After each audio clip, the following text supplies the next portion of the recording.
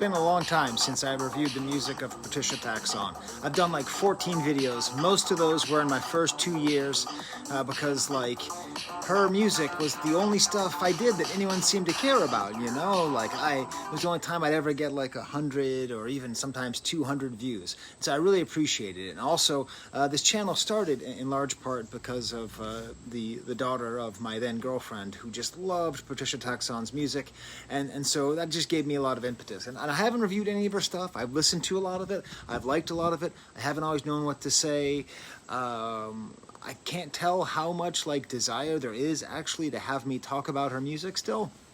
But hey, she released a soundtrack to Necrosphere64, a video game off of Steam. And the other thing about that same woman, who at the time was really into playing video games and really in on Steam, was that, she'd download a new game on Steam and be like, Sky, check out this game on Steam. So like I learned all about Steam and YouTube.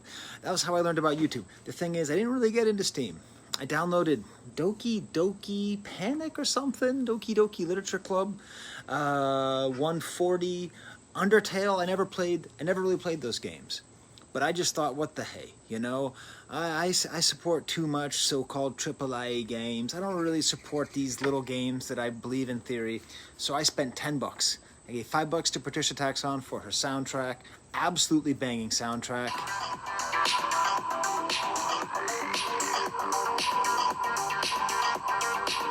All right, and then $5 for the game.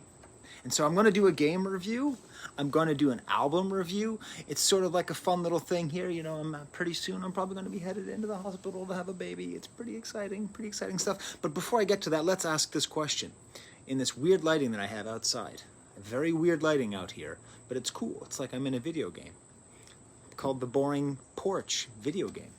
What is the best video game soundtrack of all time? Now, I'm not saying Necrosphere64 by Patricia Taxxon is the best video game soundtrack of all time. But it's S tier, okay? I'm not going to put it above... okay, let's first of all get a couple of them out of the way. You're thinking, Donkey Kong Country. Donkey Kong Country is good video game soundtrack. It is. But let's be honest, it's a little overrated.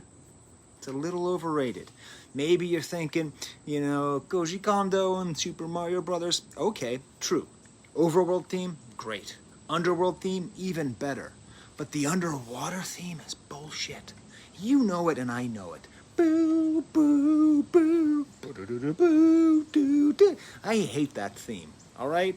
So that is out there, because this is what I want to do. What I want to do is I want to think about, like, what makes a great video game soundtrack is doing the most with what you have, like the space that you have, actually on the cartridge or in the hardware, in the software. And also just like, we're talking all killer, no filler, all hits, no shits, right? That's what I just came up with that. I regret it. Not in 5 minutes, not in 10 minutes. I regret it instantly.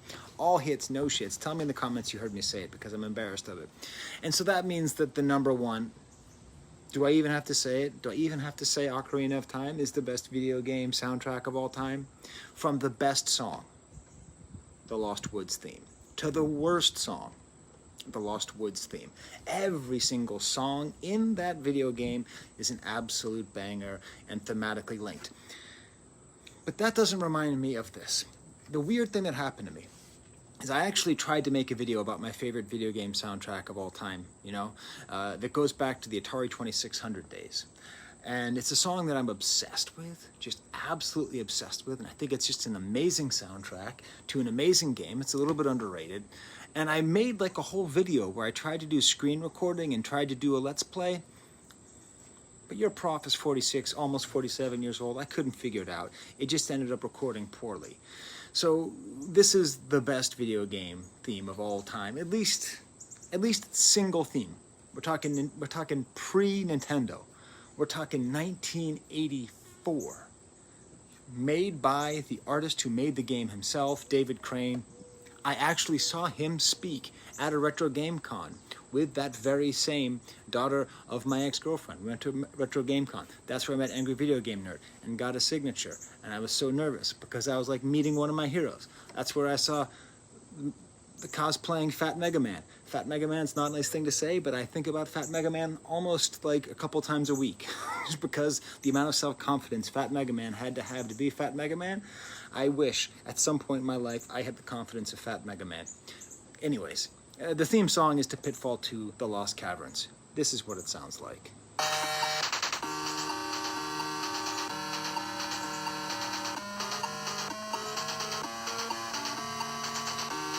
We're talking cool percussion. It's got drums.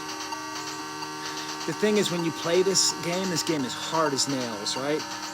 And it speeds up and gets happy when you get something like a bar of gold, and it goes really well with the sound of jumping. And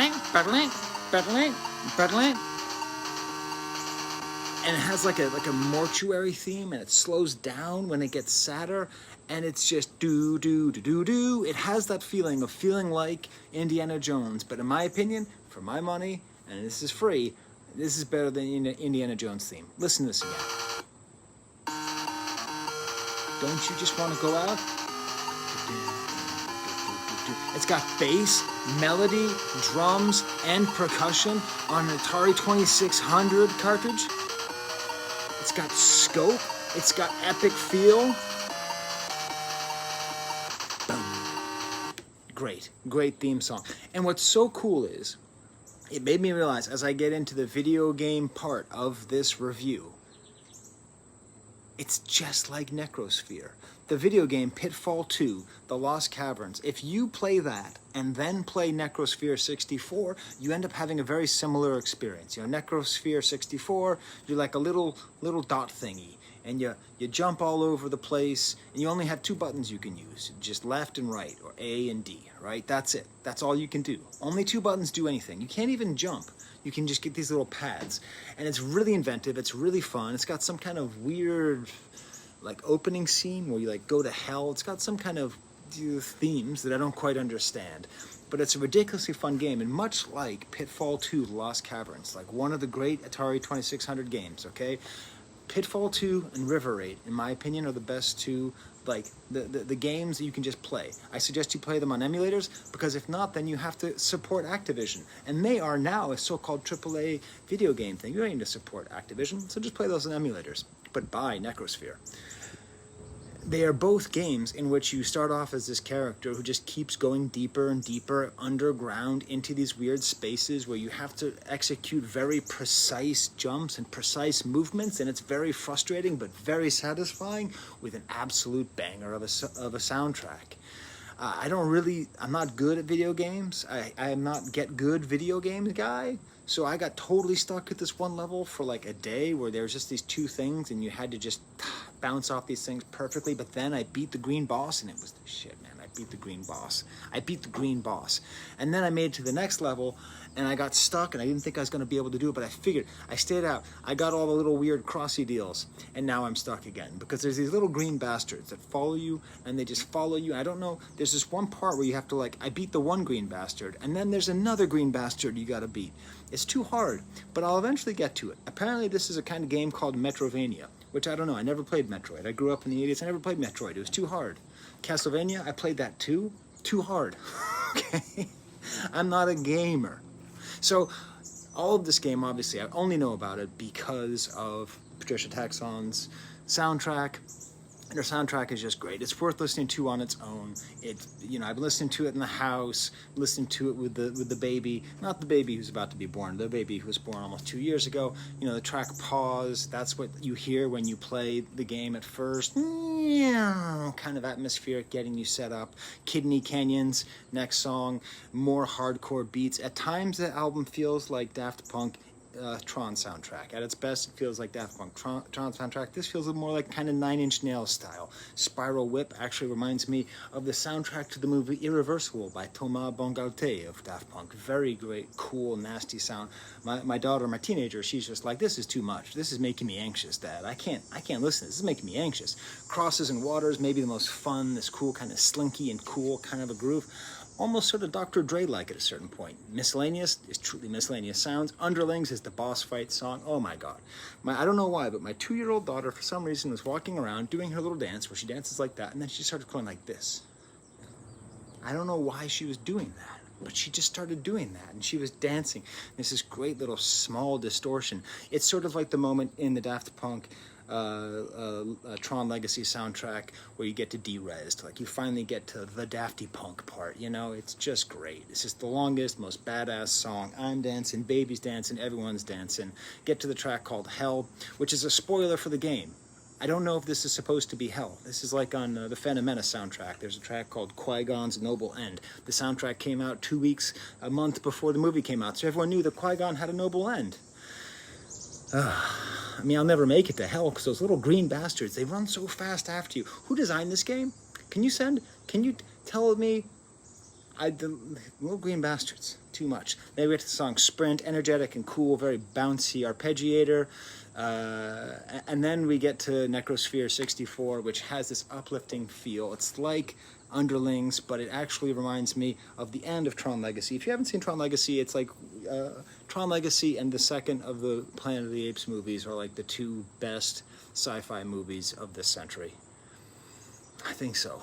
I think they are. They're just so good. I've watched them so many times. And the soundtrack at the end of Tron where they're on the motorbike, hey chickadee, where we're on a bike, and it just has that uplifting feeling, which makes me feel like maybe I get out of hell. Maybe when I beat Necrosphere, I will get out of hell. So thank you to many people, okay? Thank you to Patricia Taxxon for still making great music. I should probably get back to the Tech Dog at some point. It's just weird, you know, success messes with you, and chasing clicks messes with you.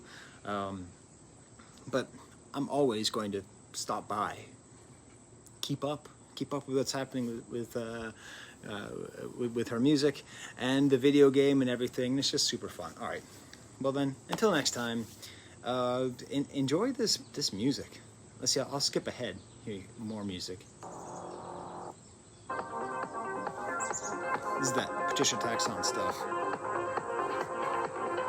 She also like doesn't copyright her stuff, so like you can just play it and listen to it. If you like this kind of vibe, this is what it's like. Oh, here's the art of the video game, by the way. I don't think it is actually 64 bits, though. It's like 2 bits. Yo, my computer's like 1,000 degrees right now. All right, till next time, there's the camera.